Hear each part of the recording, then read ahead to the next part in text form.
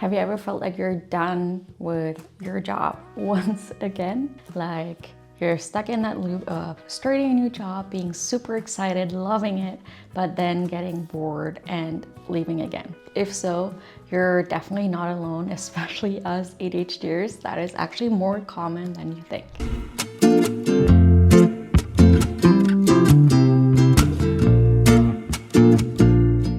Hello, I'm Dr. Yanina, ADHD coach, cognitive psychologist, and ADHD myself, and I'm so excited that you're here today. Today, we're breaking down why individuals with ADHD often find it so challenging to actually stick with a job and how you can make work for you. ADHD is more than just a label. It affects everything, how we think, how we act, and how we work. So let's dive into some of the reasons why for us ADHDers, it's so freaking hard to stick with a job. One of the reasons can be boredom and lack of stimulation. As ADHDers, we thrive on excitement and novelty, but let's be honest, most jobs aren't exactly thrilling, or if they were, over time, that excitement and novelty often just vanishes. And when tasks feel repetitive and mundane, it can get very, very difficult for someone with ADHD to actually stay motivated.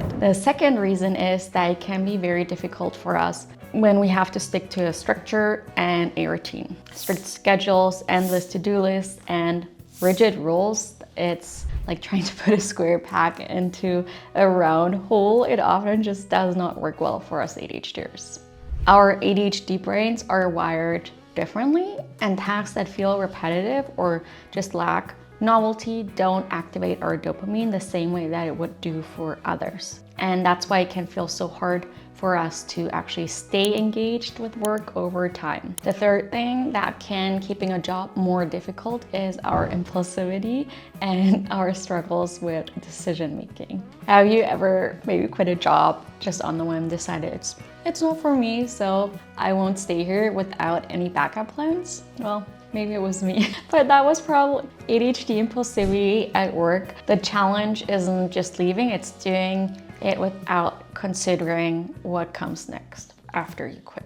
Number 4, we are very, very sensitive to criticism. Of course, no one loves to be criticized, but for us ADHDers, it can hit just so much harder as we struggle with emotional regulation. Negative feedback in general can feel very, very personal, and without the right support, it's easy to spiral into frustration and self-doubt. Number 5, hyperfocus and burnout. As you might have already noticed, ADHDers are just a walking paradox. We can hyperfocus for hours, but then the next day we might not even be able to reply to one single email. In general, our energy levels can be very, very fluctuating, and it's easy for us to hit overwhelm or even burnout. Number 6, our need for flexibility and autonomy. Oftentimes, the traditional 9-to-5 jobs with somewhat rigid structures can feel like a straitjacket. And for us ADHDers, we often thrive in roles with a lot of creativity, a lot of flexibility and independence. And if a job doesn't offer it, it's gonna be challenging for most of us. Now that we talked about why keeping a job is so difficult, let's get to the part of how you can make it easier for yourself and make work for you and your ADHD brain. So let's start with number 1, boredom. Boredom is definitely our number 1 nemesis. So the key is finding ways to bring variety into your day or align your work with what genuinely excites you. So of course, it's really important to choose the right role. You can seek out jobs that involve maybe creative problem solving, innovation, or a fast-paced environment. You can also take a strength assessment to see what specific strength you identify with and see if you can find a job that aligns with that. And of course, for every job, there are always mundane tasks that you just have to do. So you need to find a way to make mundane tasks more interesting for you. So you could, for example, gamify your work, set timers, challenge yourself to complete tasks faster, or use rewards after completing something that's repetitive or just very boring. You can also seek opportunities for growth. So for example, you can ask for projects that let you learn new skills and just new areas that you can explore. Number 2, structure and routine. If structure and routine is hard for you, try breaking down your tasks into smaller steps using tools like checklists, sticky notes, project management apps, or just creating micro goals. This will help you to activate your reward center more often and produce more dopamine, which ADHDers lack in, and that will help you to actually stay motivated. You can also implement visual reminders and make routines just more fun. You could use different calendar apps, whiteboards, or even colorful post-its to just make it more fun and easier for you to stay on track. You can also always ask for accommodations if your workplace allows that. You can request flexibility in how you structure your day and to work with your natural rhythm more, for example.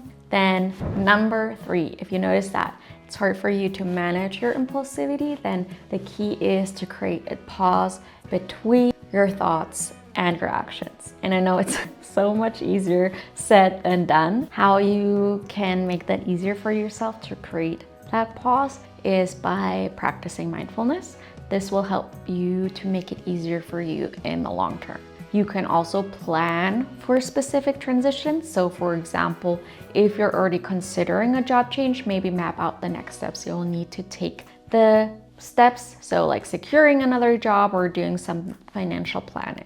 Number 4, if you find that your sensitivity to criticism is a huge part of you cycling through all the different jobs, then what you can do to practice emotional regulation, you can work with a therapist or an ADHD coach to build more emotional resilience and navigate the workplace interactions just with more confidence. Other than that, you can also always seek more positive reinforcement.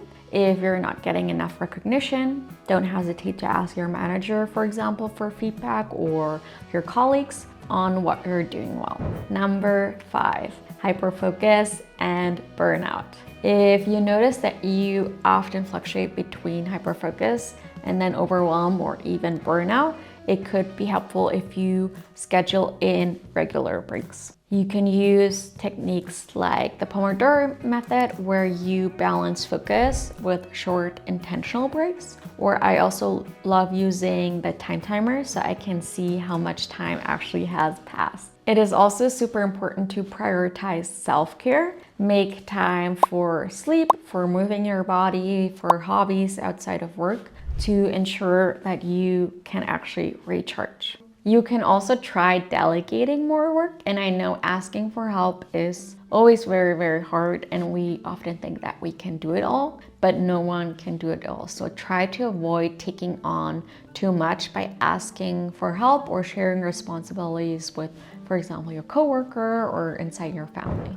For the last one, flexibility and autonomy, sometimes the answer is to find and create work environments that allow you to shine. You can try and seek ADHD-friendly roles, look for jobs that prioritize creativity, flexibility, or remote jobs and independence like freelance work, for example. You can also always start your own business or roles in just more dynamic fields. It is also very important to advocate for your flexibility, so you could discuss remote work or flexible hours with your employer if that's possible, of course. Some general strategies for success is firstly building a support system. Surround yourself with supportive colleagues, mentors, or friends who understand your strengths and challenges, so you don't always have to navigate everything on your own. Number 2, use ADHD-friendly tools, like for example, timers, like I always love using my time timer.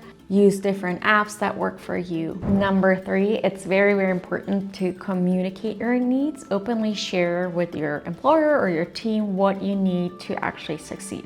For example, you might say, I work best with clear deadlines and frequent check-ins. Number 4, embrace continuous learning.